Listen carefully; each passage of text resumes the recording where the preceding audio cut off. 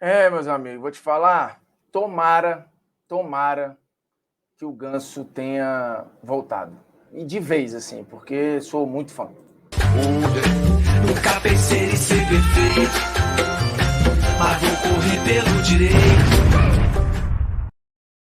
Fala, moçada, beleza? Ó, Bruno Formiga na área, convidando você a se inscrever no canal, tocar na notificação, fazer tudo aquilo que você já sabe. Seguinte, 2022 tem apresentado algumas coisas bem interessantes, inclusive um Fluminense com sequência histórica, foi campeão agora recente da Taça Guanabara, o torcedor está se animando, né? Passou de fase na pré-Libertadores, e dentro desse Fluminense começa a surgir uma faísca, uma chama ali de um retorno do melhor Ganso.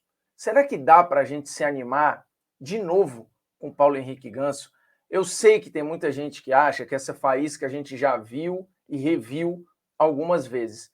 Só que eu acho que agora tem uma coisa diferente ali. Primeiro que o time está ajudando. Tem um treinador muito humano no trato de um Ganso que claramente precisa desse amparo, não só tático, mas como de personalidade, de ter um líder que acredite, que dê a minutagem, que mais do que protegê-lo com volantes, e acho que o Fluminense tem feito isso bem, mais do que dar opção na frente de movimentação, e acho que o Fluminense tem feito isso bem, precisa de alguém no banco de reservas que entenda essa cabeça, que é rara, que é diferente e que aparentemente se despertou de novo para o jogo. Tem números bem interessantes até aqui na temporada. É tudo muito cedo, é tudo muito no início, mas o SofaScore, que eu sempre falo aqui, para você baixar 100% de graça, o link está na descrição do vídeo.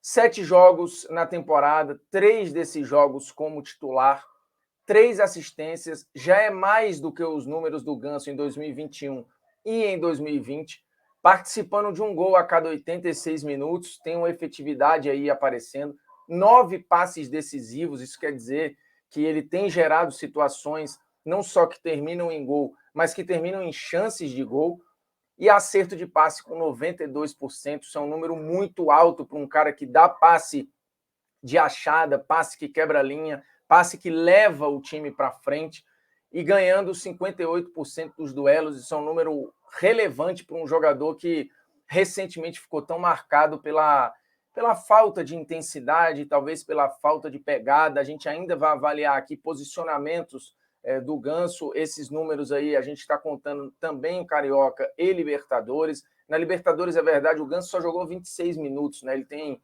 25 minutos ali no primeiro jogo contra o Milionários e basicamente 1 minuto no jogo da volta. Então a gente precisa entender ainda se esse Ganso 2022 ele vai sustentar jogos com uma intensidade maior, com um nível de cobrança maior. Mas o fato é um Ganso que tem passeado mais o campo, que tem descido muitas vezes para ajudar na construção, não só na criação de jogadas, e aí são conceitos diferentes. Uma coisa é eu construir, né? A outra coisa é eu criar. Eu construo até o campo de ataque e eu crio a partir dali, né? Entendendo, olhando espaços, e o Ganso tem conseguido isso de maneira muito interessante. Então, eu acho que isso é uma ótima notícia para qualquer um que gosta do jogo, para qualquer um que, enfim, que é fã de bom futebol. Eu acho que é saudável a gente perceber que tem um Ganso ali, não só querendo, mas aparecendo,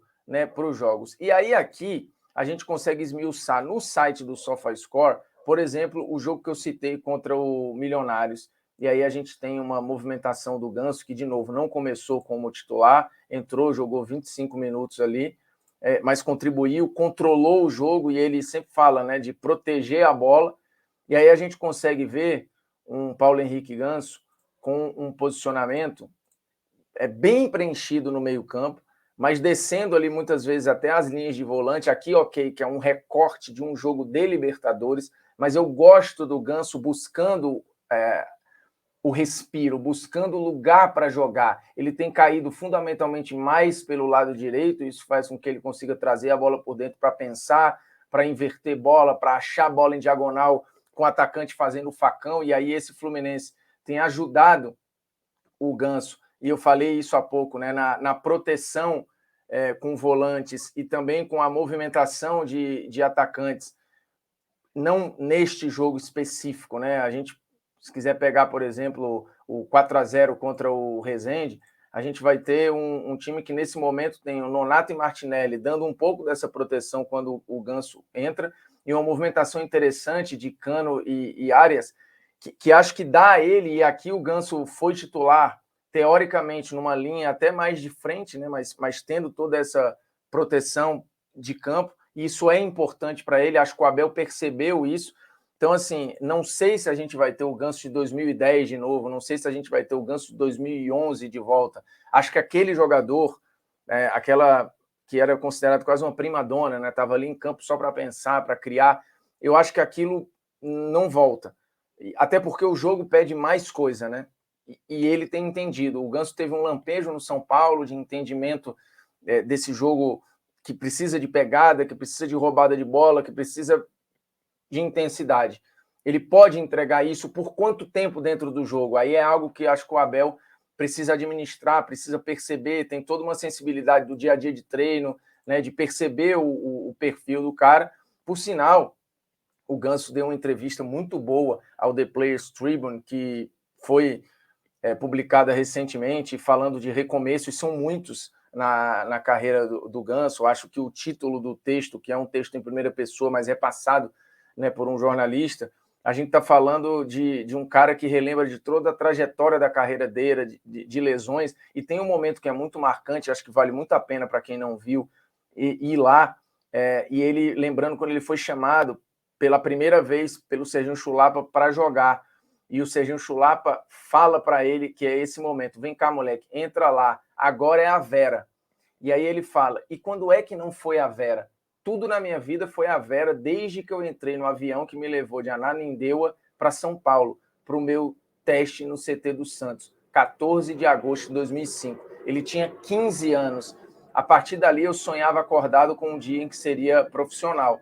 Então, assim, tudo é a Vera, e acho que o que o Ganso fala aqui é muito sintomático, porque assim, tudo na carreira dos jogadores profissionais começa muito cedo, e eles levam uma vida de cobrança profissional desde 8, 9, 10 anos.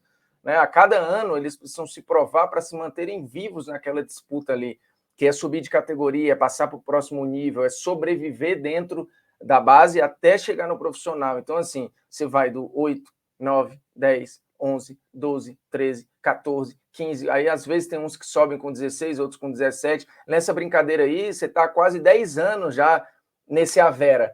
Então, e depois o Ganso teve lesão, e o Ganso tem um entendimento de jogo raro, além, muito diferente do normal. Só que existe um jogo sem bola, existe uma intensidade, existe uma coletividade que pode ou não potencializar um cara que é extremamente coletivo. O Ganso precisa do outro para que ele exerça a sua genialidade, ele precisa do outro.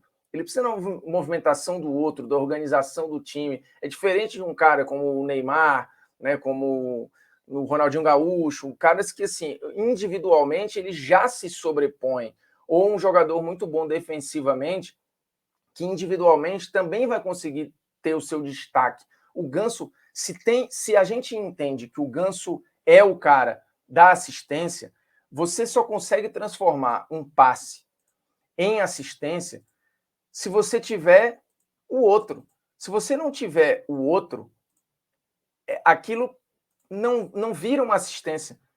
O que o Ganso produz, o passe que o Ganso produz, se o outro não transforma em gol, ele não vira uma assistência. Ele vira um passe-chave, um passe importante e tal, mas fundamentalmente ele não vai para a memória do torcedor, porque ele vai se perder. Então o Ganso precisa do outro. Um ambiente organizado, como parece ser esse Fluminense nesse momento, contribui, e acho que não é coincidência que a gente tenha aí esse lampejo do Ganso retornando a um futebol que a gente considera efetivo, bacana de ver, eficiente e regular. De novo, são só 7 jogos. 3 desses jogos como titular. A gente está vendo o Ganso descendo bem, esse jogo contra o Vasco ajudando nessa construção desde trás, tendo espaço para pensar, tendo campo para respiro, entendendo o lugar do campo onde ele está menos encaixotado para poder dar a achada, para poder gerar jogo, né, para o time do Fluminense. Então, acho que o Fluminense anima o seu torcedor e acho que, ao mesmo tempo, animou o Ganso, que nos anima, porque, de novo, eu acho que se a gente tiver, quanto mais a gente tiver de Ganso, melhor para o espetáculo final, para o jogo, né, para o produto final, que é o jogo de futebol de alto nível. Mesmo que você não esteja envolvido emocionalmente com o Fluminense, imagino que seja interessante você conseguir testemunhar o Ganso voltando. Então, não sei se você acredita no Ganso, mas está sendo legal esse início de temporada do Camisa 10. Você pode deixar aqui nos comentários. Será que agora vai? Né? Será que ele vai ter ainda esse momento de voltar a ser protagonista na carreira? Lembrando, baixa o SofaScore, é 100% de graça, não custa nada. E você consegue acompanhar o tempo real dos jogos, consegue acompanhar os seus jogadores preferidos, o seu campeonato preferido e, obviamente, seu time de coração, beleza? Se inscreve aí, é nóis, tamo junto e um abraço!